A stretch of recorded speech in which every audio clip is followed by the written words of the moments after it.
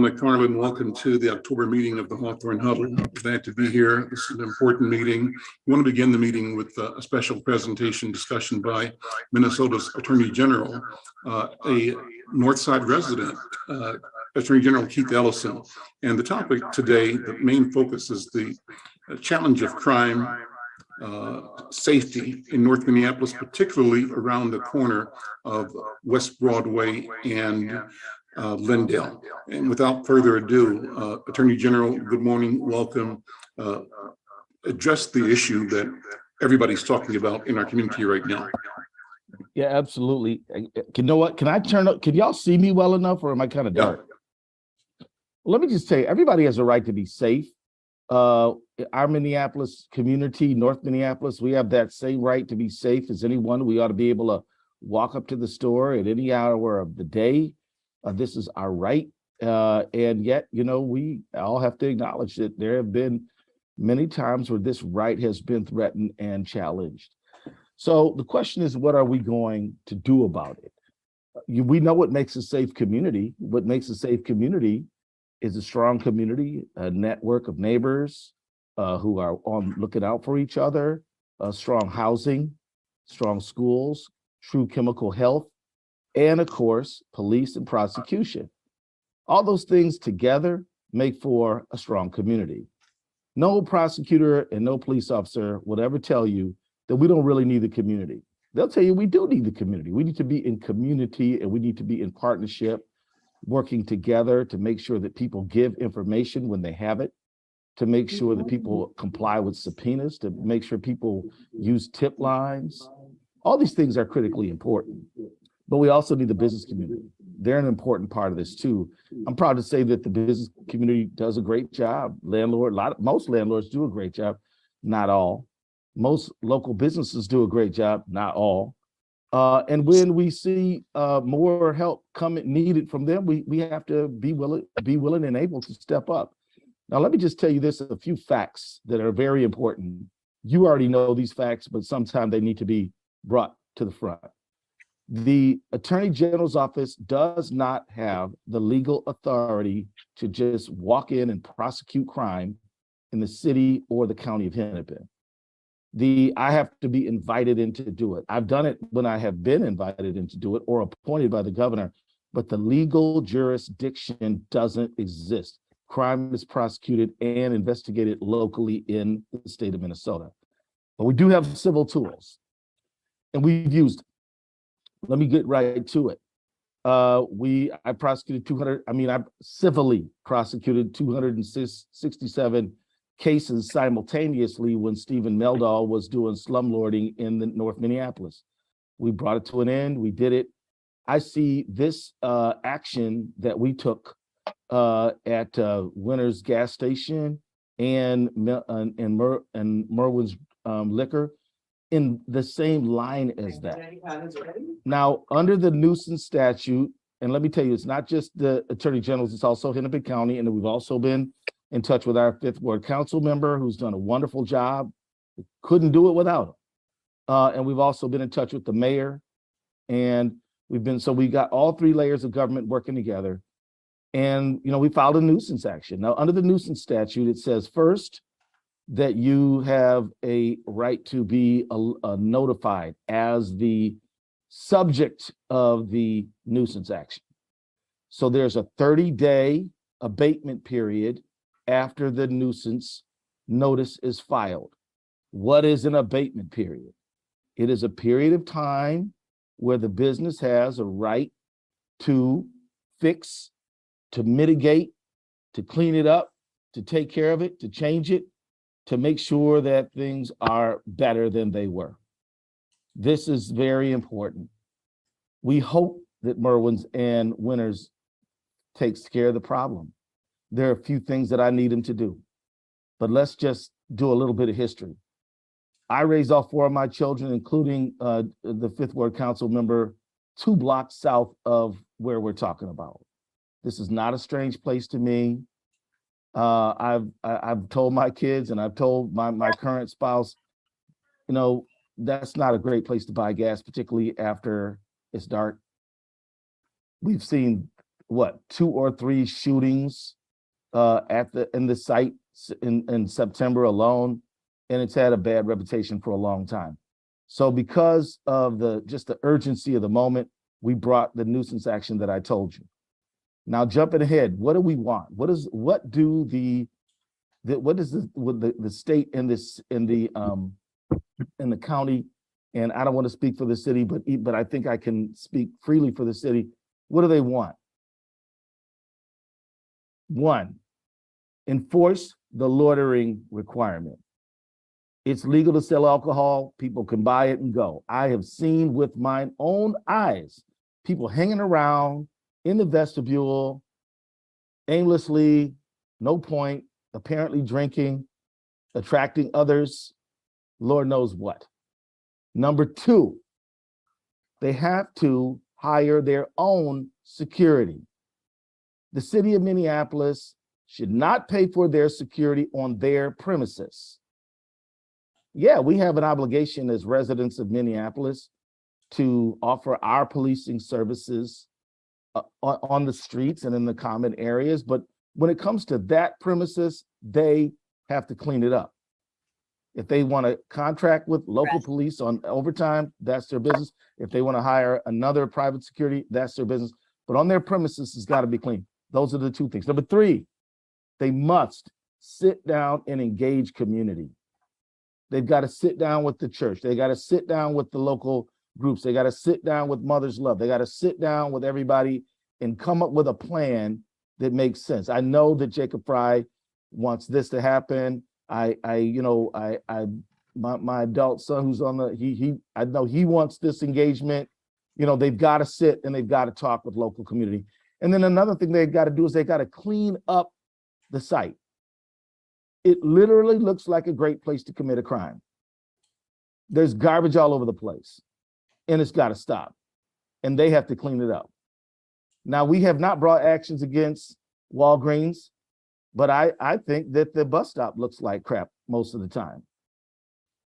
We've got to get into a conversation about how I'm not sure I believe in broken window theory, but I'll tell you one thing about broken window theory that I think has some truth. If it looks like people don't care, people who are willing to do illegal and improper things feel more comfortable doing stuff there. Now, I don't know about the whole theory, and I'm not here to vouch for it. I'll just say that if it looks like people don't care, it sort of just makes it like, okay, I can do stuff here. Nobody's really watching. And so we should put a lot of light on this, we should make the bus stop nice. We should have somebody going through there every hour or so picking up the garbage. We should make sure that it should look like, if I try to sell dope here, somebody's not going to like it. If I try to sell dope here, it's probably going to get caught on a camera. We need to create that kind of atmosphere on that corner. Now, some people say, well, they'll just go somewhere else. Maybe, but not as strong. Even criminals need to regroup. If you keep them moving, they're just not as well organized wherever they go. So I just want to stop there and add one more thing to this that I think needs to be added. There's something that my office did yesterday. We filed a lawsuit against Fleet Farm because have y'all heard about that? If you nudge it, we filed a lawsuit against Fleet Farm. Why? Because we can prove through serial number tracing that they have sold 37 guns that have turned up in crimes on 7 occasions. One time with one of these guns, 14 people were shot in St. Paul and one person died. A 6-year-old kid, cute little guy, found a gun that we know through serial number tracing was trafficked through them in his yard. We know that this guy, Jerome, Burton, I think his name is, and another woman named Sarah, something I have it on the tip of my tongue, were both sold these guns. They would go in there, they would pick up multiples at a time. Every red flag that the ATF and other groups say, hey, this is trafficking, was tinged, and they didn't care. They were selling guns, and so they just sold them because it made them money. And so I will tell you that you cannot have a serious conversation about public safety and ignore the guns. Just not possible. Now, we're not trying to take, this does not implicate anybody's Second Amendment rights. This is saying that where there is rights, there's responsibilities.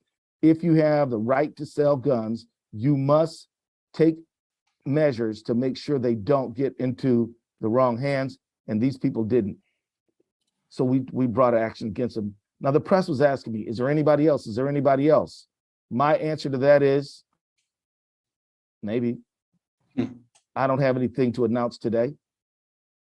I don't have anything to announce today.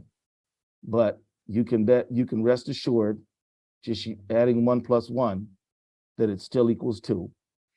And if anybody thinks that Fleet Farm is the only one, I got a bridge to sell you. What's the end game with the Fleet Farm charge? The end game is this. They have to train their people. They have to disgorge all ill-gotten gains from the gun trafficking, which means they got to pay out. You know, they might have to pay some attorney's fees. You know, they're going to have to undergo a lot of things. Mm-hmm. And so I'll just tell you that the end game there is, and I'm gonna tell you, there's a bigger end game, which is that I don't want any retailer in the state of Minnesota thinking nobody's watching. We are watching. Is there precedence for this around the country, Attorney General? I don't know. Okay. I didn't even ask. Okay. I just said, wait a minute. I mean, here's how it works, you know. So you all, you know, look, me and my son Jeremiah talked about what can an authority do that does not have the primary criminal jurisdiction. And so we talked about that. I talked to Melvin Carter. I'll tell you this, Melvin Carter called me a while back, months ago, and said, look, man, we know that the mass shooting that happened on West 7th was involved a trafficked gun. Mm. The gun that ended up in this, we know, was bought at this location, bought by this person, and he had been buying like 5 9mm at a time, total, and as a total, you know, between him and the other trafficker had 37. And I'm gonna tell you this, and there were all these red flags, video evidence, all kinds of stuff, where they were flagrantly ignoring what was happening. And we're gonna prove it in court. And when people tell me, oh, we'll take it to court, great. I would love you to see all of our evidence. And I don't think Fleet Farm responded so far, Attorney General? No, under the laws of civil procedure, they have a certain amount of time to respond. Okay. There might have been some communication, but in terms of a legal response, so in a lawsuit, you file a complaint, and legally there is an answer that is due, which must be filed, and that period has not run. But, you know, before I wrap it up here, I just want to say thank you to everybody on this call. You guys are the ones who care. You uphold this community. You do the best you can every single day. I'm deeply grateful for it. I live right near Lindale and Plymouth, blocks away from where I raise my children. Before you go, Keith, let me ask you this. When you've talked to, and when the community has addressed the owners of those businesses, what's the owner's story to you so far? Summarize what they have said. Well, let me just say, and this, you know, let me just tell you. So I'm going to tell you, but let me just tell you the risk I'm running by telling you. They can take my statements, put them in court documents, and say, oh, you know, they can try to use it some kind of way. But I will tell you, their argument is not our problem. You know, it's not that's not our responsibility. The city's supposed to provide security, not us. We're not doing it. It's not us. It's not our job. It's not our responsibility. Don't blame us. We're good people. We have several other liquor stores that are well run. And this is just some bad luck accident on the side. This is the people of the neighborhood, not us. All of our liquor stores are good except this one. And it's because the people of the neighborhood are not good. And So given, that's basically, I'm gonna tell you, that's what I've got from them. But my thought is, I don't agree with that. given that response, Yeah. therefore, this response by the community, which is expansive and which is insistent, I think, on change and change now. Would you agree with I that? agree. Okay. Absolutely. Let me tell you let me just tell you this. You know, I think I know just about everybody on the call, but I don't want to claim that I know everybody on the call. I have a role in law enforcement. Clearly, Charlie Adams is a long-term veteran of the law enforcement world. There might be others on the call. I mean, no disrespect. It's just that, but I know those two are. Your safety doesn't depend on what a law enforcement like me or Commander Adams does or Inspector Adams does. It depends upon what the community does. Ultimately, people are the ones who are going to ensure the safety of their communities. Now, that's not me abandoning responsibility. That's just citing a fact. But I do think it is government's role to back up and support community, which is why I'm on the call today. And I again,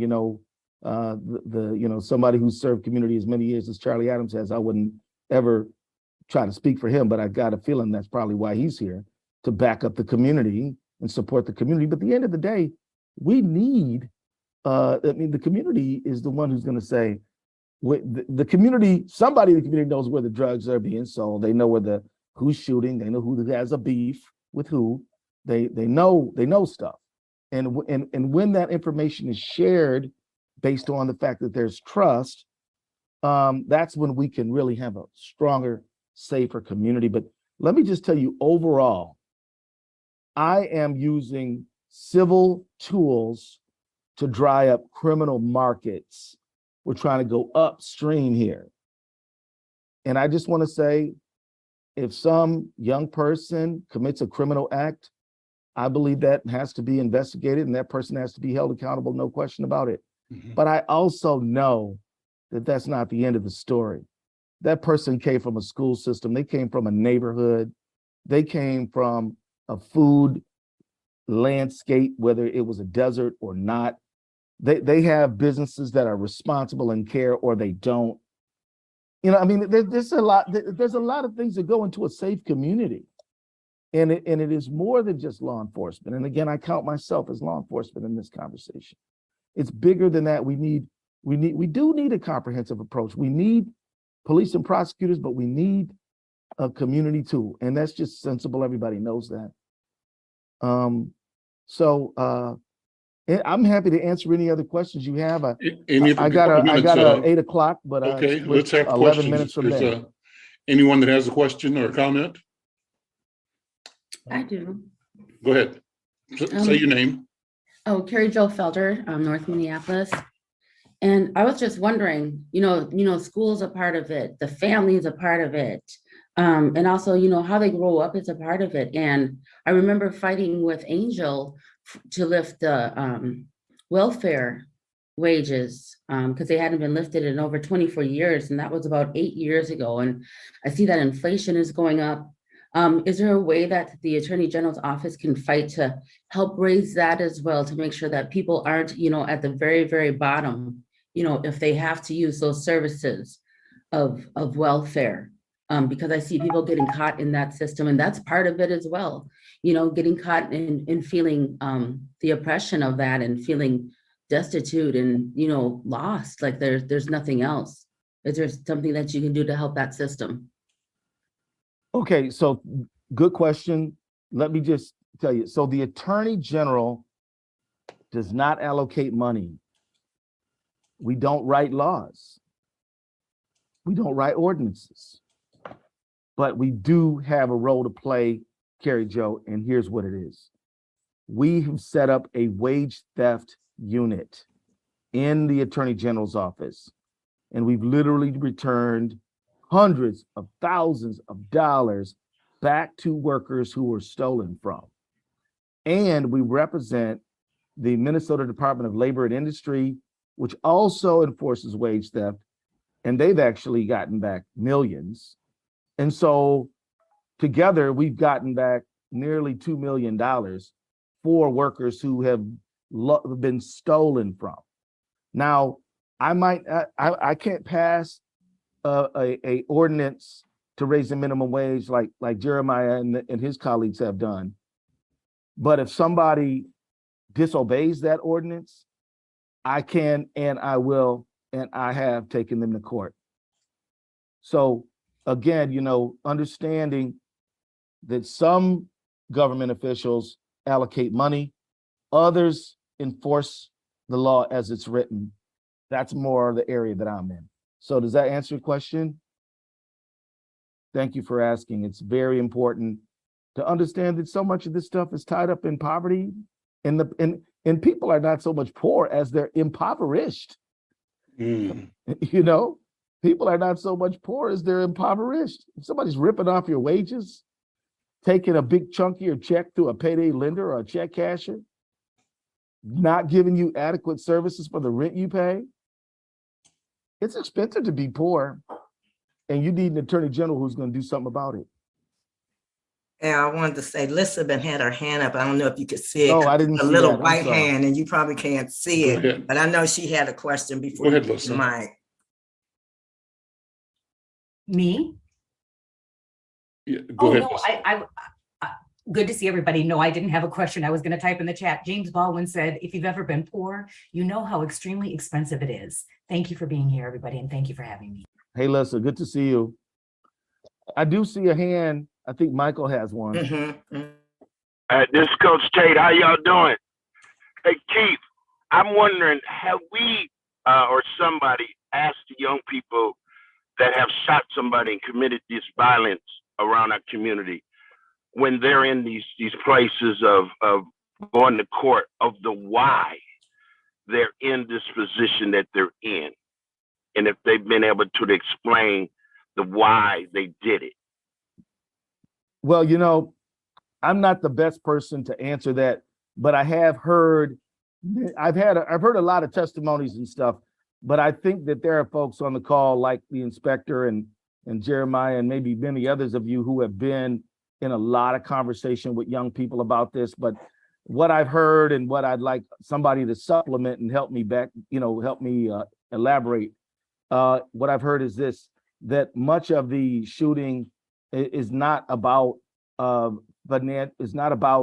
financial disputes over drug corners or who's going to control what illegal activity. I tell you, when I grew up and when I was a young man raising my family, when I thought of people shooting each other, I always thought these are organized criminals trying to control criminal markets because they cannot go to the police and say that guy sold dope on my corner. And I thought that was what it was all about, them enforcing those territories. From what I'm hearing, that's not what it's about at all. I'm hearing that it's about, some kids live in the, closer to the Camden neighborhood, and some kids live in near North, and they figured out that they hate each other because of it, and they're fighting, and they get up on social media and attack each other, and then and then somebody hurts somebody, so somebody hurts them, and you got this cycle of retaliation. I've heard, but I can't claim to be an expert, that a lot of the beefs are a heck of a lot more shallow than they have been historically, as I understand it. Now, I would submit to you that that's probably an oversimplification, but I'm not a police officer. I'm not a social worker. I'm not one of the violence interrupters, and I think they would probably know better than me, although I have endeavored to find out, and that's kind of what I found. I will tell you this: a lot of people were telling me early on that the carjackings were just young joyriders, and that's true. But a lot of them are also car thieves and are just chopping the stuff up, particularly going after catalytic converters. And I just want to let y'all know that our next move, using civil remedies to drive criminal markets, is going to have to do with stolen auto parts, because if people can't profit from selling stolen auto parts, maybe they don't steal them in the first place. But that one is a few weeks away. Thanks a lot. Anybody want to supplement what I said about the motivations? Attorney General, you're on point. A lot of that is, internet disrespecting social media stuff. You were on point with that. Our last shooting at Marathon was actually territorial shooting. Some part that is kind of weird. When we start pushing people from winners, they came down to Marathon, thought they could post up there, and that's kind of on the low end. So that shooting was territorial. But the other stuff that you talked about was basically everybody disrespecting people on social media, on Facebook, and we've seen a lot of murders behind things like that. So you were 100% on point. On the Cadillac converters, I applaud you. That's $1 million industry around the country. We need to be able to get some type of legislation where these shops cannot purchase those items, because it's been one of the big things for us is it's been killing North Minneapolis people. We've had guys have their Cadillac converters taken 5 times, and that's expensive. So if you can do something for that, I totally appreciate it. I think that our residents will most definitely appreciate it. So that's all I have. Thanks. Hey, Inspector Adams, let me just say this. Thank you for that. I want to just tell everybody a dirty little secret. I don't come up with none of this stuff. If you guys say, hey, you should do this, it is definitely something I'm going to listen to. On the gun thing, Mayor Carter gets the credit on that. On the nuisance thing, Councilmember Ellison gets credit on that. I mean, I basically am getting ideas from other people and operationalizing them. If you think there's something we need to do, we will do it. And we've got to make sure it's legally, we've got legal authority to do it. Just remember this, practicing law is kind of like opening a door. If the door doesn't have a handle, you can't open it. But if it does have a handle, meaning it authorizes me to do something, I can grab that handle and turn it.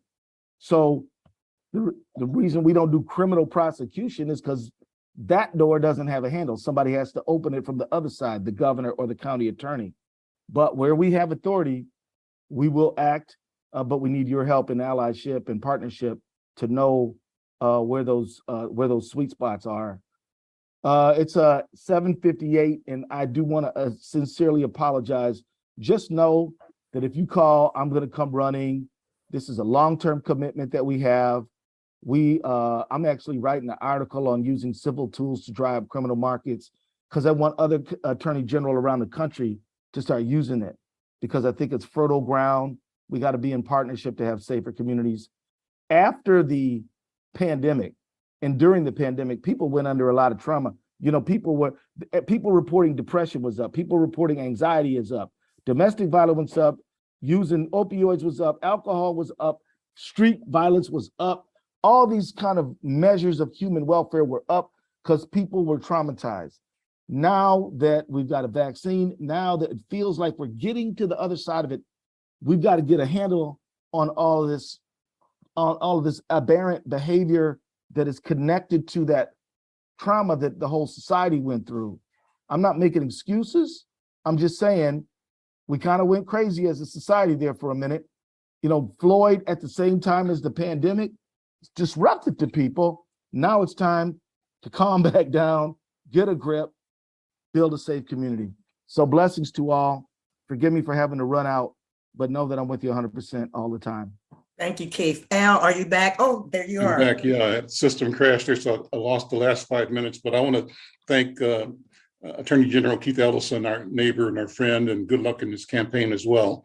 Let me take a minute to remind everybody that voting is all important, and that we all owe it to ourselves and to each other to make sure that everybody in our household, in our realm of influence, gets out and votes his or her preference, as a lot is at stake in the November election.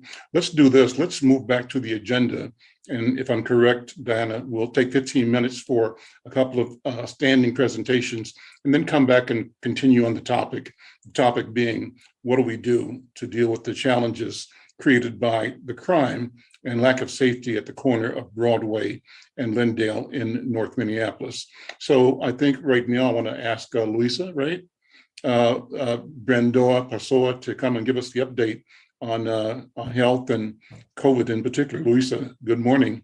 Good morning, and thank you for having me. As always, happy to be here. So I have some slides that I sent to Diana. I don't need to show them. I think there's been always issues with showing the slides, but so COVID wise, at this point, we are sort of in a holding pattern. We're not seeing our cases have been steady. Unfortunately, they're not necessarily going down, but they're staying steady. Of course, what we see is just the tip of the iceberg, because we only have information on those that are reported through laboratories, and a lot of people are using the home tests, which is a good thing, because you find out you're positive, you're able to stay home, you're able to protect those around you.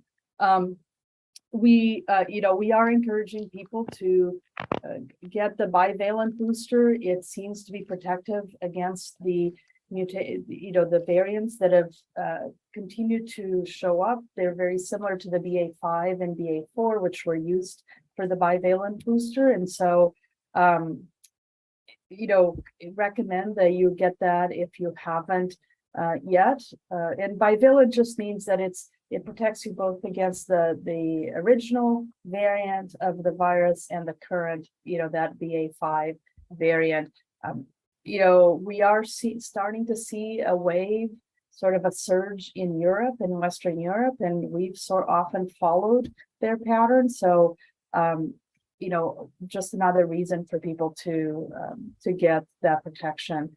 And then I also wanted to give a quick update on our monkeypox numbers. I know that, last month, I think it was McGee was with you guys, and she mentioned what was happening. So we are continuing to see cases. As of Monday, there were about 200 cases in Minnesota and 93 cases in Minneapolis. And so, still very concentrated in the metro. We are starting to see, unfortunately, some disparities by race, ethnicity, and, which, again, vaccine is available, and we actually have more availability. So if you know someone that thinks they may have been exposed or are at risk for whatever reason, the Red Door has plenty of vaccine supply and plenty of appointments. So easy to get in. Also Clinic 555 in St. Paul. So that's the St. Paul Ramsey Public Health Clinic has vaccine, as well as some other clinics from Hennepin Healthcare, Whittier Clinic in South Minneapolis, and I believe North Point was going to start having vaccine as well. So, if you think you might be at risk, contact your healthcare provider, check in and make sure that it's okay for you to get the vaccine and do that, because it is protective against infection. And I think that's what I have. Unless people have questions, happy to answer those. But otherwise, I know that you guys have a full agenda, and I don't want to take too much time. But happy to answer any questions. Well, your report is critical, and we thank you for your work and the work of the Minneapolis Health Department in keeping us engaged. Diana, let me ask you for guidance here. I'd like to bring in Jeremiah Ellison. Should we try to move that part of the conversation right now and come back to the other items a little later, or what do you think we should do? No, I think because, I do know a couple other people may have to jump off, and I would like Sandra from the down attorney's office to join in the conversation. And we know Jeremiah has to leave. So let's move that piece up so we'll have time allowed for questions and answers, since it's a hot topic, okay? Okay, great. So then Jeremiah, City Council Member, 5th Ward, let me bring you in and thank you for being here. You kind of, in the driver's seat. This is your neighborhood, your ward, and you're hearing from residents and businesses and everybody about what we have to do. So let me turn the microphone over to you and have you put in context the nature of the problem and what you think are the array of responses and solutions that will make our community safe and make this the neighborhood we want to be in. Council member? Absolutely, Al. Thanks for having me. And I'll say, while I've I'm in office, and I definitely could speak to this issue, have a long history with this issue since I've been in office. There's plenty of people on this call who could speak to this issue. We've all been, living with this intersection and a few more, and I'm sure that Inspector Adams is going to get a chance to speak and has a lot of history and has done a lot of work on this corner. There is a lot of history on trying to both work with Merwins, trying to everything from, in the city we have this saying, you can kind of come with a stick or you can come with the carrot, meaning you can come with regulation and fines and that kind of thing, or you can come with negotiations and incentives and that kind of thing. And we have definitely tried both over the years, both the stick and the carrot approach when it comes to creating safety on this corner. And things have been rough going. Some things have worked for a little while, only to then revert back to kind of the status quo of that corner. And I think that was really the driver behind having conversations with multiple levels of government, including the state. And I know that I'm really grateful that the state has stepped in to take some action, using the tools that they have. That doesn't absolve the city by any means, right? That doesn't mean that the city has no more role to play, that we sort of dry our hands of it and say, all right, the state's got a civil action going forward and that's all there is to it. We're still in conversations, both with the business, with MPD, and Inspector Adams will be able to speak on what they've done and what they're doing. And also with other parts of the city, business licensing, and other parts of the city that we think could play a role here. Merwins, for their part, they have gotten new management in recent weeks, and they kind of ebb and flow between trying some things and seeing how it goes. And I don't want to take anything away from them, and I certainly don't want to take anything away from We Push for Peace, who's the new management there and is going to try to clean up that corner. But we've seen this pattern of changes on that corner, maybe having an effect for 2 weeks, 3 weeks, and then reverting back to the status quo. And so whether or not something will be sustainable on that corner, whether this strategy, bringing in new management, will be sustainable on that corner is sort of remains to be seen. But certainly business licensing, economic development, and obviously the state attorney general, we're going to continue with the regulatory approach until we can land on a permanent solution, something that ultimately creates safety on that corner, forever. I hate to use a word like forever, but ultimately something that creates safety on that corner forever. That's what we're looking for. What about the gas station corner? The gas station, the gas station kind of gets mentioned a little bit less, but yes, it's no less problematic, right?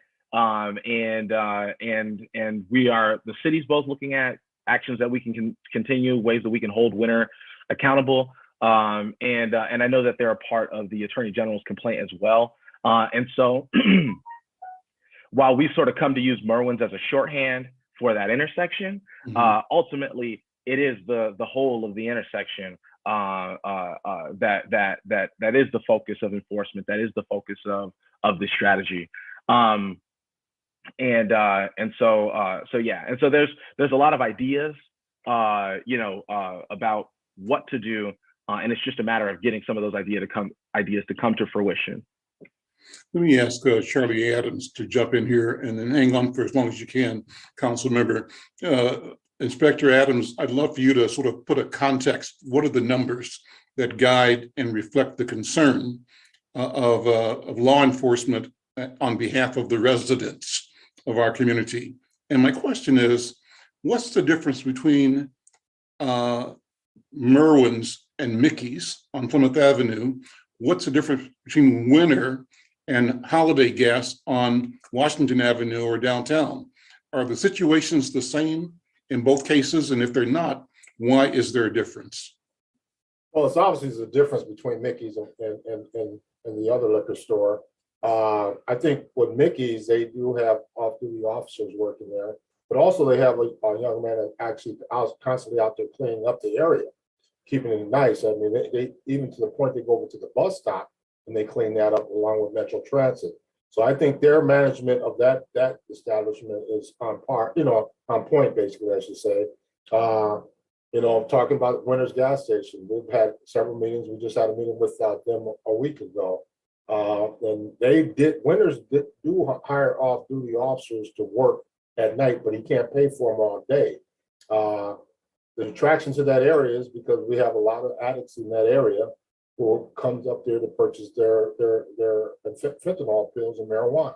So that's the attraction to that area up on Broadway and Lindo.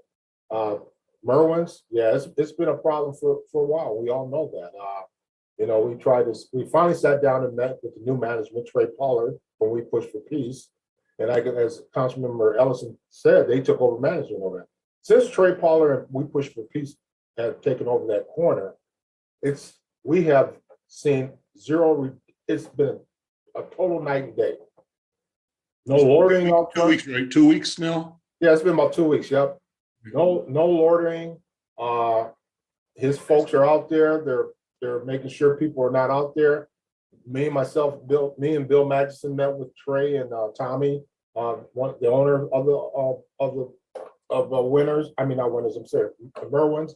Basically, we sat down with them and we showed them their security plan that they signed in 2019, and I told Trey, this is the plan. You have to abide by the plan. And basically what I told him, I said, I have cameras. I can watch that front door every day, which I do. And Trey's actually done what he says he could do. Now for Winners Gas Station, they hired a group of a security firm to be there all day. And that's been a big reduction too with their security firm out there.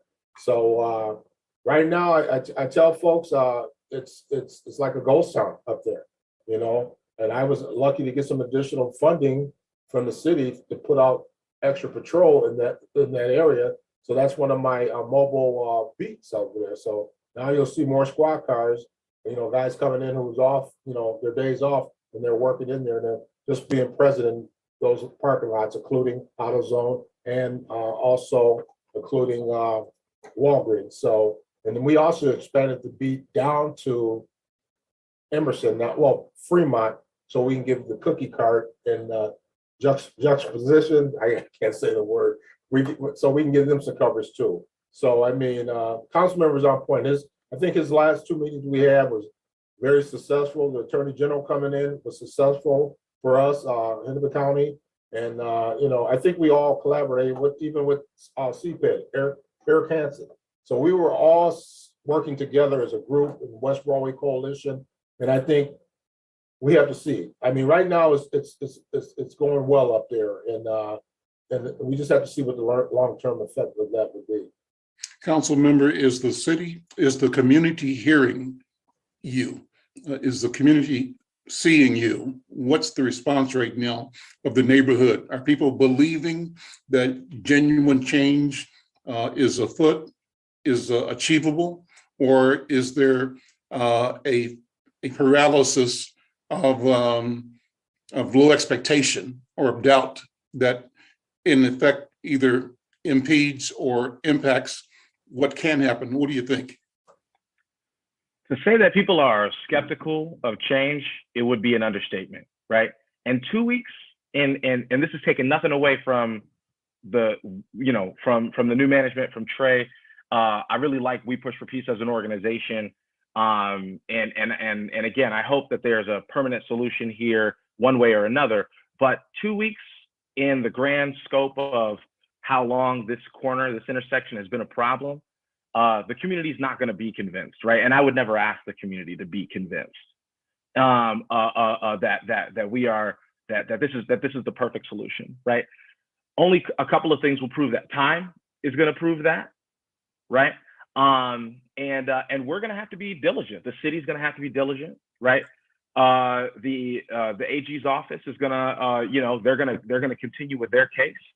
MPD is going to have to be diligent, and I think what I'm hearing from the community is that they want a permanent solution right now. What I'm hearing by and large is people want the liquor store gone from that intersection, want the gas station gone from that intersection. Mm-hmm. Now there are legal barriers, we can't snap our fingers and make that happen. They've got property rights, they've got state rights as businesses, they've got all these things that they're protected by and that they probably should be protected by, right? We wouldn't want government to just be able to snap their fingers and change a whole, landscape of a corridor. But ultimately, no, I think what we are getting is, and I'm grateful for it, is I feel like we're getting a little bit of patience as we show and prove that we're taking action on that corner. And that's really, and sometimes I don't even think that we deserve the patience, right? Because people have been dealing with this intersection for a long time. So I'm grateful that we're getting people's patience as we show and prove that we're taking action on this corner. I plan to do a few more meetings as things progress, as the AG's investigation sort of pushes forward, as CPED and business licensing sort of continue to wade through their findings, and as the new management continues to show what they can or can't do in order to create some safety on that corner, I plan to continue engaging with the community. But I remember, my first meetings with Merwin's, and this problem, certainly precedes me, but my first meetings with Merwin's, I believe it was with Inspector Bayard, which was, several inspectors ago, right? And I think that one of the things that I'm grateful for is a little bit of continuity. I really respected Inspector Bayard, respected Inspector Kelvin Polfus, but I think Inspector Adams has really allowed some continuity and brought really a vision for what MPD is going to do to respond to that intersection. I think that we've benefited as a community from that. I've certainly benefited as a lawmaker with that collaboration. And so I think that we're getting a little bit of patience from the community, but that's all I can really ask for. I understand if people are saying, we don't really believe that this is a permanent pathway forward. And right now, I'd say that the biggest call is for us to change the businesses that are on that corner, which of course we can't do overnight, but that's what I'm hearing the most. Council members, so is there an argument, a case for the development of a grander vision, a reimagination of what that intersection could be, not just the intersection, but maybe a mile, square mile or 4 or 5 blocks around there? I mean, right now we all talk about what the potential is for Upper Harbor. Big picture, big money, big change, big opportunity. Can we have that kind of thinking take place on the corner of Broadway and Glendale, maybe juxtaposition, or the University of Minnesota engaged in research, planning, ideation, just thinking for the sake of thinking, because you never know what can emerge when people put their intentions and their imaginations to work. Has that been done? Is there a 2040 plan, for example, for that neighborhood that we need to dust off and bring back? What do you think? Yeah, there have been plans for West Broadway. I think we need an updated one. I think the last plan for West Broadway was created, somebody correct me on this, but I think 10 to 15 years ago, the last sort of vision was created for West Broadway that long ago. And it wasn't a bad one, but I think it needs an update. I think that that's absolutely right. And certainly other people have had visions for that intersection. I think that people are well aware now that the church was Sanctuary was interested in purchasing that corner. The deal didn't manifest, but certainly the church made a good faith effort. I think that Merwin's was sincere in negotiating with them, and too bad it didn't come together. But people see a vision for that corner. I think that a lot of folks in the neighborhood have observed that these boulevard-facing parking lots, are a place where bad things sort of occur on a lot of them, not just here, and that maybe bringing the activity up to the street level to make it more walkable and all that is a solution, and to dissuade from some of the congregating that we see in those boulevard-facing parking lots is really important. And so I think that we do need to have that vision. but anytime that you're talking about privately owned land, though, that can you've got to have a willing seller, right? And I think that's really what we've lacked at that intersection, are some willing sellers. And they want to get out of there. They want to get out of there with a windfall that a bank might not necessarily approve, or that an appraiser might not necessarily agree with, and that's been a barrier. But yes, absolutely. I think we need a bigger vision, and I think the city needs to be a big part in making that investment. Let me do this. Diana, I know a couple of people have to leave. Thank you, council member. Please hang out as long as you can, because we want to have people react to these ideas. But a couple of people we need to make note of before we move any further. Diana, let me turn it over to you. Well, we're going to honor Coach Tate, and then we can get to the other two in a minute. But we need to honor him so he can leave. Where's Clarence? I'm here. Can you hear me? Yes. Okay. And you have the plaque, please. Coach Tate has a plaque. Right. And should have a picture of it as well to put up. So once you start talking, she'll put it up. Okay. So I have the honor of introducing and presenting Coach Mike Tate. He has worked for more than 4 decades in North Minneapolis, working with kids. I remember the first time I heard him or saw anything about the work that he was doing. He was talking about the Bulldogs and the work that they were doing in the community. And even though I've had one opportunity to really talk to him, I've observed him for many, many months. And I realized that this is a man that is truly committed to making our community healthier. And so there was a statement that he made. He just said that kids in our community need to know that you're going to be there on Monday, Tuesday, and Wednesday, and that they're going to be there because there's a structure that they believe in. And I think that this man has proven, working with other people, that there is a structure that you can believe in. He is truly committed to working with our community. And so today we want to just honor him for the work that he has done. And I just think I personally appreciate him as someone from our community. And I don't know if you have the plaque, but we'll let Mike say a few words, and then we're not going to go into having others talk so we can get back to the discussion, okay? So Mike, go ahead. And if you don't find it till after he leaves, we'll still put it up, but I'm hoping he did get it in the mail. Well, I want to thank the Hawthorne Huddles and others that are on this call for this gracious award. I'm glad I'm getting it while I'm here. As I always tell them, don't name streets after me after I'm gone. Give me my roses while I'm here. And again, it means more, so I can talk to this and I can really say what I feel about you folks and the youth of Minneapolis and, North Minneapolis. And you just don't know how important it is to do the work that I do in my heart. I believe if you can spend time with children and their family, and if you can just change a kid, you may be able to change a family's life too. And that's my commitment. It's always been my commitment for the 4 decades, and I'm hoping I get a 5th one, because I'm hoping to have an opportunity to coach somebody's great grandson that I coached when they were my son. So I want to thank you all. And we all can do better together if we just work together and share our stories, ideas, our solutions, and the why we came up with the solution. There's always a why to our children or why they're doing it. And we just got to get deeper into that why and share those thoughts. So again, thank you very much, and all be well.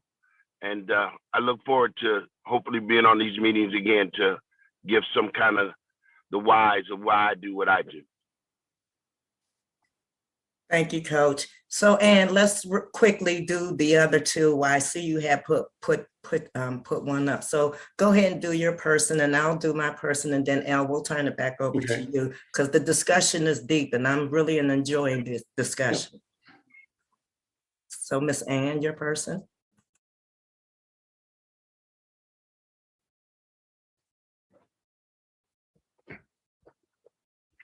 I'm not hearing you, Ann. Still muted. Now, can you hear me? Yep. I'm very pleased to honor Susan Breedlove, who I did not know very much about, although I see Susan every time we have a huddle. And so I looked up Susan and I found this wonderful article about Susan called the North Side Story. And it was an interview that I read. And man, Susan, I always knew that you worked at Henry and that I knew you did some work at the North High School, but I did not know your story. Susan moved to the North Side in 1969. She's been a resident the whole time, has been active on the North Side, and has been somebody who has the history of the North Side, who knows the North Side.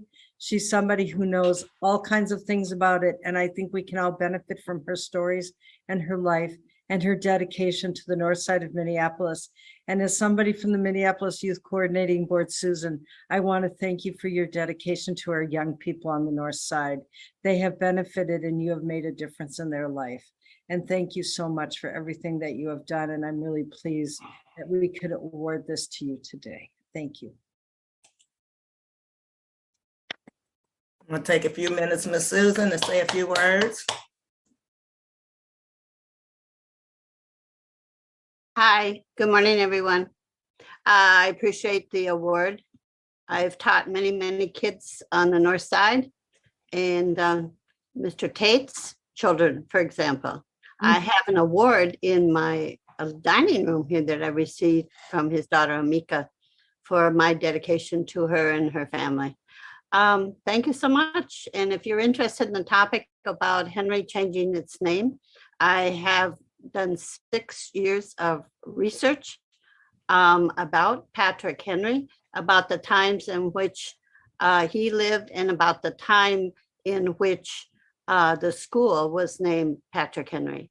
So it's very interesting research and be glad to share it with you. And currently I'm 81 years old, but I'm still up at Henry. I'll be leaving here when we're done here and going up there and doing some things with resourcing the teachers and connecting the staff at Henry to the people in the community of the North Side. Thank you so much. Thank you, Susan. I've been knowing Susan for a long time, and I always known her as an educator, and the kids always known her as Miss Henry, Miss Patrick Henry. So thank you, Susan. With that being said, Miss Ann, can you please put up my person? I'm just going to use some words to describe this next person, because when I first met her, I met her in an executive director's position, and she went on to become a radio host, a podcaster, cultural coach, a speaker, a facilitator. The list goes on and on.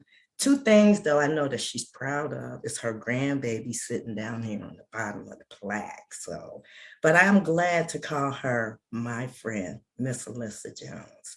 She, I don't know what to say. I mean, I can't say nothing. I think I said it all. I've never met someone that had this much energy to do what she does and get the work done. And people can always depend on her. And it doesn't matter what part of the city she's in, she gets the work done. So with that being said, my friend, I'm going to let you say a few words, but I am really, really glad to know you and to have someone like you that I can call my friend, that I have received much wisdom and knowledge from. Miss Lissa. Oh, Miss Diana, I want to say thank you. I am crying tears of joy. The greatest love is the love of the village. And it is the village that made me. It is the village that holds me. And it is the village that created me. And I am so grateful for this award and just so grateful for your love, Diana. You have loved me through all kinds of things. The road has not been easy, though I try to smile a lot. And there are very few places I can go to say, hey, but you are one. And so I want to say thank you to the village. Thank you to everybody for this award. It is absolutely beautiful. And thank you to my producer, Edie French, who's also here, who brings us Black Market Reads. Thank you, everybody. I'm very grateful. And congratulations, Susan. And congratulations, Coach Tate. And thank you, Diana, and the Hawthorne Huddle and the Minneapolis Youth Coordinating Board. You're so welcome. Mr. L, back to you. Well, congratulations to all of the honorees. All of you deserve the honor. He said, let's applaud them and show them the love that they deserve, that they earn, and that we give freely and genuinely. We got so many great people in our community and in this neighborhood and at this table. And so for us to keep saying that to each other is part of the healing that we do on a daily basis to keep us going, keep us charged, and to make sure that we're able to move our community beyond the crises of the moment. So let's return the conversation back to, I wanted to say that I published the work from Susan Breedlove in the current week's issue of Insight News, article called Changing the Name. And that's her years of research on the name at Patrick Henry High School. Read it, check it out. It's an important document. And I think we'll do more on it down the road. Let's see. So let's go back to the conversation about crime in the community. And were there any questions, any other people that we want to bring? We could do Bill's report and fold that into this conversation. Bill, why don't you come in and talk about your regular crime report, and then we'll open the conversation back to focusing on Broadway and Lindale. Sure thing. Morning, everyone. So for the Hawthorne for September for Part 1 crimes, and I'll remind everybody of Part 1 crime is anytime we have a victim involved, that's going to be a Part 1 crime. So it's the more serious ones. There were 0 homicides, 0 rapes, 4 robberies, 28 assaults, 6 burglaries, 9 thefts, 18 auto thefts, 1 arson, for a total of 66 Part 1 crimes for the month of September for Hawthorne. And those 18 auto thefts are the biggest spike, I think, from last month. And last month we talked about it, and it's going to be the same thing. It's going to be the Kias and the Hondas. So I'm just going to put on the call out there that we've tried to get the message out, but I'll try it again. That if you own one of those vehicles, you own a Kia or a Honda, I'm going to encourage you to buy the club, because what's happening with those, as I've mentioned before, is that they take a USB port or they take a charging cord from your phone. They can use that to circumvent the key and just activate it as a key. But if you have a club on your steering wheel, they still can't steal a car. So if you have one of those vehicles, I encourage you just go out and buy a club. That's about all I have. Anybody have any questions? Are they stealing the cars to drive the cars away, or is that separate from the catalytic converter issue? Basically, I think it's what we found out. It's young adults use that are just stealing those cars to joyride in is what we're having. And sometimes they'll take them to commit other crimes in too. But I think the majority is joyriders because it's so easy to do. And it's just basically the thrill of it. Okay, great. Thank you. Any questions? Any questions? Let me go back then to Charlie Adams. Charlie, go ahead, Susan. Yesterday I decided to go down to McDonald's. I wanted to get some breakfast. And so I'm on 22nd and DuPont. As I hit 22nd on my way down, here was this car that's been there for about 3 months. People obviously doing drugs. They live in their car. And there's no license plate on the car, etc. Then I get down to 21st, and to my left, I see 3 people in the bushes over there behind McDonald's doing whatever. And then to my right, I see 4 individuals. I actually see them doing a transaction. And again, it's young people, and they do represent 3 different racial ethnic groups. Then I go to the front of McDonald's. I get out of my car. I go to the window to purchase. There's a woman standing there, very thin woman, totally out of it. I would assume by drugs. And she's standing there right back from the window, totally having a hard time even standing up. I have never, ever, and I've been here on this north side for a half a century. I've never seen so many people that are so drugged out, young people. And I did mention there was also an individual back near where you order the McDonald's there, laying on the curb back there. So I told the people in McDonald's, there's somebody back there right near the order machine who was laying out there.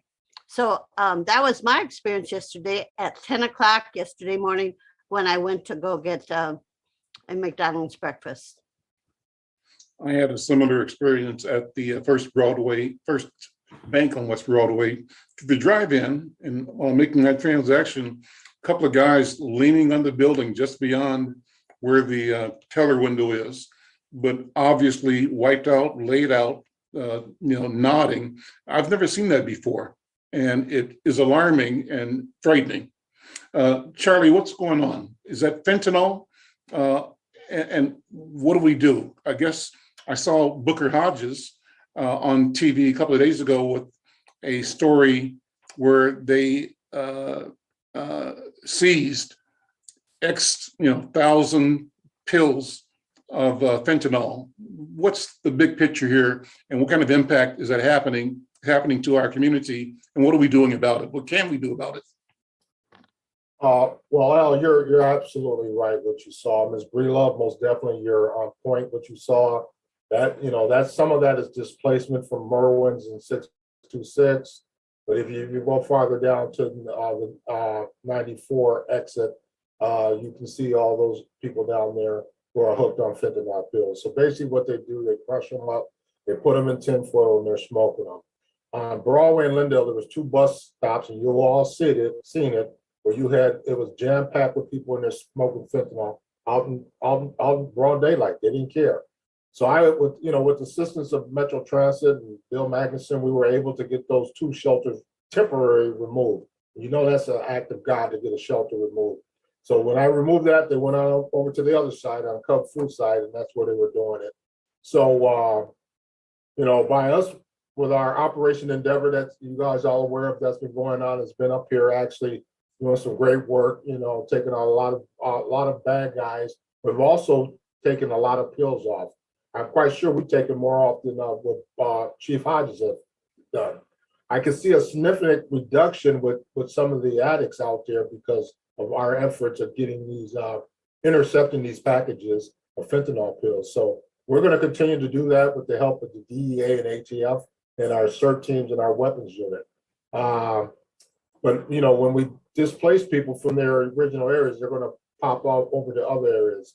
Even the dealers and Miss Breelove stated it, seeing them selling them out of the car. Now they kind of went mobile. Instead of selling in front of Merwin's and 626, they're actually mobile, and they're driving around in the area and they're selling it. That 21st area has been a problem. Bill has identified a house where we think they're going into, that they're in there getting high. So he's dealing with that address as we speak, and that's our address actually behind Sanctuary Church. So we're going to stay on top of it. It's a monster that it's out of control. Fentanyl is new. It's even I was a young officer back in the crack days, right?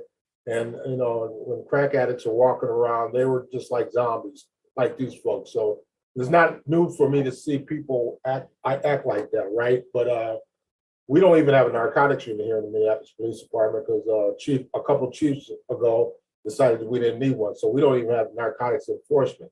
We have to use our weapons team to do that and my CERT team to do it. But we keep getting these pills off the street and start getting some of these sellers charged with some crimes. Hopefully we can probably do like we did. It took us a while with the crack epidemic to get that lowered. But also it comes to getting people out there who deals with addictions. I've been asking all summer for groups to go out there and assist us with at least offer these people services. And my response I get back from most of the addiction specialists is that it's too dangerous for us to go out there and talk to these folks. So I'm not going to arrest an addict. I'm sorry, I'm just not going to do that. They got enough problems already. I'm not going to take them to jail, and they wouldn't even accept them in jail. It ain't like it was 20 years ago. So until we get our addiction folks out there and put pressure on them to get out there and start doing what they're getting paid to do, we're going to continue to see these folks walk around. I know people don't, if they don't want the service, they don't want the service. But geez, offer the service to them. Maybe they don't know the service is available, right? And so I mean, and Bill can tell you that. In any other meeting, I think the council members have heard me say this before. I just get really frustrated that people who get paid to do that job don't go out there and do it. And then it drops back into the laps of the police. And y'all all know, everybody said the police ain't good with dealing with that stuff, but somebody's got to deal with it, and it comes back into our lap. So I don't want to deal with that. I want to deal with the people who are selling it. I want to make those arrests. I want to get those pills off the street. So. Thank you. Thank you, Inspector. Comments, any more comments, feedback? Go ahead, Lisa. Thank you, El. Thank you, Mr. Adams. I really appreciate that. You know, I think we need to think about this in a more broad way. Equity is a safety strategy. People who are hungry, people who are poor, people who don't have housing, they're going to do whatever they have to do. It would be true of all of us. Addiction counselors are underpaid. There are way too few counselors who, period, and way too few who have cultural competence. Without cultural competence, we're in deep trouble. 2% of all mental health psychologists in the country are Black. That's 2% for all Black people in this country. That is very, very difficult. So we have to think about this in a much broader way. What is a public policy intervention that can happen? How do we support families? What do we do so that the police don't have to intervene? And how do we get the proper treatment resourced and paid for so that people, if they're valued and we want them to get better, then we should pay for them to get better. What we do is we throw a Band-Aid on it and then tell the police that it's their problem and then tell the addiction people it's their problem, and the people are still hurting. So the last thing I want to say is I drove down Fremont the other day. I don't know what's going on 25th and Fremont, but there is some kind of a tree that is wrapped in red and white in the people. There were so many people out in front of the building. The dude in front of me was going so slow, and I was like, sir, I would hate to back into you, but I might have to do that even in my own car if you do not hurry up, because I'm terrified. I don't know what's going on there, but I wouldn't go and look if somebody doesn't know. Does somebody know what happened, what it was? Yeah, I can comment. We had a young man, he was shot in a vehicle and they dumped his body over there in that vacant lot. And he died yesterday morning. So they dumped him in the body, they dumped him and then they fled. And we actually found the vehicle that it was caught on camera. We actually found the vehicle over in South Minneapolis. They had burned up the vehicle and jumped in another vehicle. So that's what it was. A young man lost his life. So. Is there any way that we can bring back the task force for drugs? No. We talked about this, Carrie Jo. We're down as a separate entity, as a separate. No. We're down 300 officers. I can't even keep my front desk open because we don't have enough officers. So until we get our numbers back up, y'all know me. I don't lie about anything. I'm straight honest. I can't even put a beat officer out there because we got to respond to 911 calls, and that's the residents of North Minneapolis have to get that service, and we have to do our investigations. The extra stuff that we used to do as a department, we're not doing it. We're trying to bring back Pell. We are trying to do that. So and then our community engagement, but we still don't have officers to put in there. So until we get the numbers back up, then we can start thinking about the task force for narcotics and all that. But I did tell you that DEA has been very helpful working in our city. So along with ATF and Hennepin County Sheriff's Department, we all partnered in our what we call a Fed detail that's been working since last year. Now it's called Operation Endeavor. So we're putting a pretty big hit on those fentanyl pills. So. We're going to continue to do that. I'm not saying because we're low staffed that we can't do anything, because y'all know I don't talk like that. But we're going to continue to do our job, what we get paid for. Thank you. Any other questions, comments? Until somebody does, Lisa, I'd love for you to move on down the line with your line of discussion about solutions. And I think you're hitting the nail on the head when you talk about sort of a limited and limiting view and about the need to be more expansive. So explore that some more. Here's what I'm thinking. Somehow we as citizens and neighbors have to organize and demand that the resources are there for the precinct and for the professionals. It's not a question of either or. We have to have a fully staffed network of officers who serve and protect, as is their mission, and they need and we need together to engage the intellectual and professional resources in our community. And if we don't have them, grow them.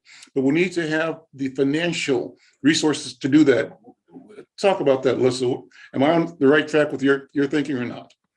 You are always on the right track, sir, with that wonderful voice of yours. That's correct. We deny public policy. When the young woman was speaking about COVID, oh, we see emergent, disparities. Emergent disparities. This whole state is a disparity, and we know what to do to fix it. There is no will in Minnesota. If the problem is perceived to be Black or brown, there's no will to fix it, and that's what we're really talking about. So we really have to mobilize politically, spiritually, energetically, in scholarship, just like what Mr. McFarlane was saying. You're right. We need an ecosystem to help support Mr. Adams, to help support all of us, Ms. Breedlove, and doing the things that need to be done, the Hawthorne Huddle. So I'm with you completely. And we are not getting to the bottom of anything because we don't have a conversation about what happens upstream to families before they get addicted to drugs, before they get in the street, before they have interactions with the police. We need to deal with it then. Thank you, Mr. McFarlane. Thank you. Thank you. More comments, more feedback. I wanted to hear from Miss Sandra from the County Attorney's Office to see what their take is. Sandra, go ahead. Good morning, everybody. Thank you for having me today. My name is Sandra Filardo. I am the Community Engagement Attorney for the Hennepin County Attorney's Office. We're working together with the AG's office in the nuisance property cases for Merwin and now I'm blanking on the other. I keep wanting to call it. I keep calling it Lucky, and I'm not sure why. I think that's another property I'm working on. Anyways, I see that Nambi is here from the City Attorney's Office, and Carrie Johnson is also here from the City Attorney's Office. The thing that I wanted to bring to this group is some information about what we're doing in terms of involving the community in the nuisance actions. So these two properties are being looked at for, oh, and Bill Magnuson is here too. I'm sorry that we're working together on this issue. So the two properties are being looked at as nuisance properties. Attorney General Ellison talked to you all about what that means and what the responsibilities of the state is and the responsibility of the parties are. But basically, when starting an action, we need to talk to the parties and we need to abate the problem, ask them to help us abate the problem. We are gathering information as to what that should look like. What are those solutions in those properties? And we want to hear from the community with ideas as to what do you all want to see in those areas? What do you see as a solution in that area? We have a document, it's called a community impact statement. These are documents that community members fill out, even if they're not a victim of a direct crime. So basically, like, you were not assaulted directly, or you were not robbed directly, or you were not shot directly, but it's something that's happening in your community, and you're impacted because you live in that community, and your lifestyle is impacted, your wellness is impacted, your community health is impacted. We want you to fill out these forms and tell us basically how are these problems impacting you and your family and your community, and what is it that you see as a solution to these problems. We're going to gather all of this information. It's kind of a qualitative analysis as to, what you all see should happen in this area, and then we will be informed as to what the outcomes should be, and we will be telling the owners of the properties what the outcomes should be, and if necessary, we'll be telling the court what the outcomes should be. So there is going to be a link that Bill Magnuson is going to send to everybody. That link is going to bring you to a form where you fill out the information. You can fill it out in a way where it becomes anonymous too, and Bill can maybe talk to all of us about how that happens. Please forward that link to anybody and everybody that you think should fill out this form. The forms then will be sent to the city attorney's office, and the city attorney's office will work with the county attorney's office and the AG's office to get all of these documents together. That is the way we want to hear from you. I think that is one of the best ways we want to hear from you. For people who do not have access to internet or do not know how to do an online form, please I put my email in the chat, but I'll put the email again. Email me or call me. I'm working from home, so I don't have like a home office work of cell phone. Phone. But if you call me and leave me a message, we will get that form to you in the mail, and then you can mail it back to us, because we want everybody to have access to it. If people need. One thing you might do is put the form in Insight News. We do door-to-door delivery to every residence around the Broadway and Lindale community every week. And, I think one conversation we ought to have, Sandra, is how our weekly residential delivered newspaper ought to be engaged more aggressively to both get information to the residents and also to get feedback as well. Let's hear from your other colleagues. You mentioned you have two other. Yes, I've seen Bill on, so maybe Bill can, Mr. McFarlane, that's really a good idea. And we can work together as to how we get that document. Sure. And now Bill Magnuson is the crime prevention specialist at MPD for your area, and I'll let him take the wheel now. Thank you. Okay. And then from the city, who's on board from the city? Diana, you or Sandra, you mentioned from the city attorney's office. I'm not sure if she's still here, but Namdi Okoronko is here. He's the city attorney in that area too. There he is. Hi, Namdi. Hey, folks. How you doing, man? Hi, how you doing, Mr. McFarlane? Good to see you again. Jump in. So what do we do? What are the marching orders for ordinary, people in the neighborhoods? How do we work together? Well, Miss Sandra is correct. I know that the involvement, or just trying to involve the community through these impact statements is helpful, definitely helpful in terms of just making the case. I think everything that I've heard on the meeting this morning about sustainability of that area, I mean, as long as I can remember, it's been a problem. And I think I'm hopeful that this is with the collaborative efforts of the state, the city, as well as the AG's office to try and address a much bigger issue. And as Ms. Jones said, Lofgren, chemical health in that area is kind of the scourge of pretty much everything all along that corridor. And, I think it's bigger than the city, but the city is trying through collective efforts to try and address a lot of the issue.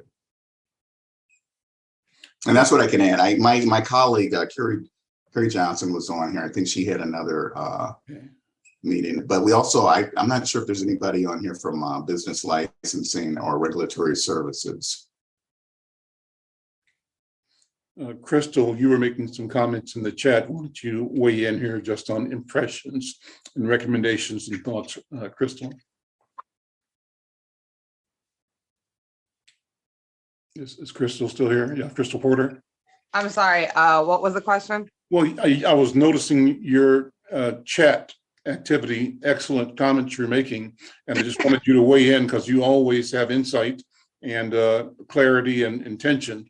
And well, yeah, so I mean, I've been saying a lot actually about a lot of these things and been trying to kind of remain as quiet as I can and listen. But I will say there was a wonderful plan that was done in 2006 by Northside residents that sat at the table and worked very hard to put together a plan called the West Broadway Alive Plan.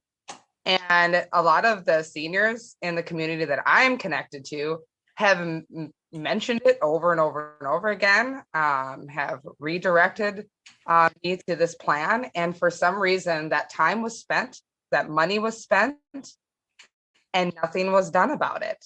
It's still sitting on the city's website as some historical document that was a big waste of our time and our money, and nothing's being done about it. So I put the link in the chat earlier so that people here can actually look at this plan on how they actually had a strategic plan on how they wanted to plan out West Broadway, and it's been there. We've done the work, and I just think it would be time to like you said, dust it off and look at it again.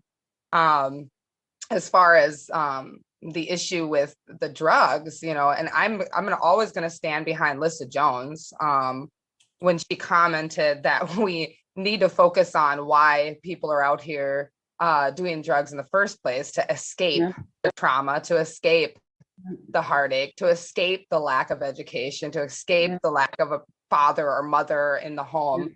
But the reality is, there's something we say in the environmental community is if you have a bathtub running, and it's overflowing, you can't take a spoon and just keep trying to like take the water and pull it out. You have to turn off the water, you got to turn it off. And so the reality is, and what people are not saying in here is, where did the drugs come from in the first place? And I know this, because of the conversations that I have with people on the street. A lot of people on the street, the barbers that are having the conversations with the people that are getting their hair cut, and the people that I'm connected to that are literally taking trips to Mexico on a regular basis have told me they've seen the marijuana fields get burned down and have been replaced with poppy.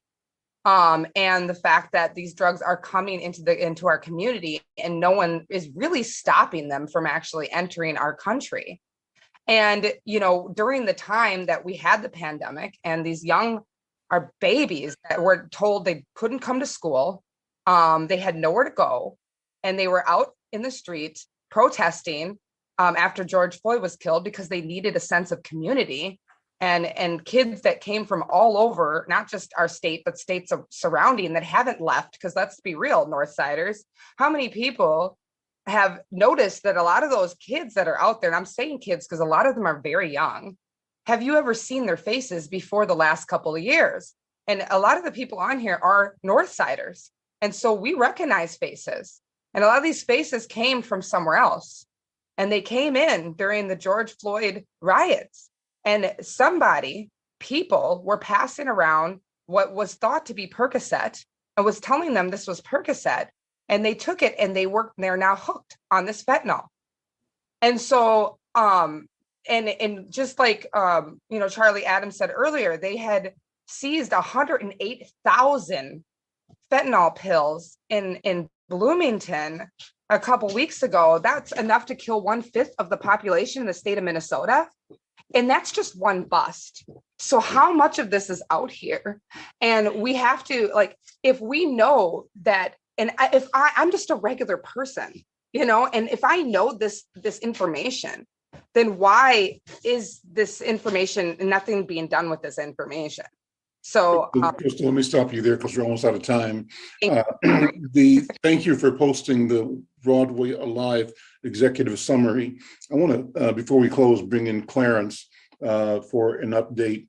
And Clarence, one of the things that you might mention is how we can use research differently. You're doing that with the Human Project, but Crystal is making a point. A lot of work has been done, research paid for, sitting on the shelf somewhere. Why does that happen all the time? And why is it that it always seems like when problems get out of hand, we call for a study. And once the study is done, it's back to business as usual. Business as usual, meaning misery is usual. The usual suspects, both suffering and causing suffering. Well, let me stop there and ask ask Clarence to weigh in for a few seconds here on your report. Brother Clarence. Well, thank you very much. I hope you can hear me. I want you to know that Hawthorne is actually doing something around the fentanyl issue. We have created a partnership with the city of Minneapolis, with Dr. Deziwe, who was on here. We've worked with Beck, Ramsey County, And we're actually going to be doing some community education around what this issue is so that people can become really aware of what's going on. We are also taking a look at the number of organizations within our community that can actually work around the issue of drugs. One of the most unused resources that we have in the community is the Broadway Family Medical Center. The majority of the people that come to that center around substance abuse are not from our community. And there is something that there's some education that we have to do back into our community to make sure that people are getting access to those resources. So I just want to let you know that we recognize as fentanyl as an issue. We are working on it not only with the city, but also with the academic community and also with other organizations so that we can bring that information back to our people so that they can be able to make some informed choices about these drugs. And you're absolutely right. There's so much stuff that's out there, but one of the things that we are trying to do, and if you notice our work, whenever we do work, we always make sure that we bring in the government, we always bring in the academic community, and those reports and research that we've already done, we bring it back to the community so that they know that there's information for them once again to make an informed decision. So I want you to know that Hawthorne has not forgotten about this issue. We know it is an issue. We actually have one of our other partners who is going to be talking to Bloomington Police Department about the fentanyl. So we're doing a lot of things, and it's kind of hard to explain it in a minute or two, but we're doing a lot of things around this issue, and we want you to know that we're not sitting sedentary. We're actually working, and this information will be coming out through Hawthorne and through Insight News. Awesome. Al, real quick, Crystal, I hope that you're still on here. And when I get done, Cal has an important announcement that she needs to talk about. But, and I know we're running tight on time, but Crystal, I just want to let you know, as one of the people who actually had a hand in that West Broadway, the original West Broadway Alive plan, you're right. We got this plan together, the money and everything, and they pushed us to the side. That's what happened. They had all these other people come in and these agencies, and nothing was never done. So just so you know, as a person who had a hand in that, that is exactly what happened, exactly what you said. Ms. Cal, can you please make your announcement? Yes, Kyle Salmajima with Minneapolis Climate Action and MN Renewable Now, Christelle's organization, the neighborhood and Minneapolis Climate Action are collaborating with a cohort of North Minneapolis community members who are getting paid for their time and wisdom and experience to create outreach and engagement on climate and energy justice. This cohort will lead a dialogue on November 12th at Liberty's Northside Healing Space on energy justice, climate solutions that save money and our planet, and how we can use our power together to create a renewable energy transition that benefits everyone, not just Excel, whose CEO makes $22 million a year, and they want to increase rates 20% next year. So we're really looking to create community solutions together and use our power. And I put links to the events in the chat, and Christelle might have a couple things to say as well, because she's part of this. Well, thank you, though. We're kind of out of time, so okay. I'm going to turn it back over to Mr. L real quick. Well, I think that's it. Thank you, Kyle. Great report. Thank you, Sean, for the question. Can we have a future discussion about what happened with the West Broadway Alive project? I think we should do that because we have to say the time to do this work and put it on the shelf has passed. Yes. That everything we do from this point forward has to be actionable and has, in the spirit of accountability, be delivered as promised. So listen, with that, thank you all for being here. Any other questions, last comments, announcements? Hearing none, we will adjourn the meeting. We'll see you next time. Bye.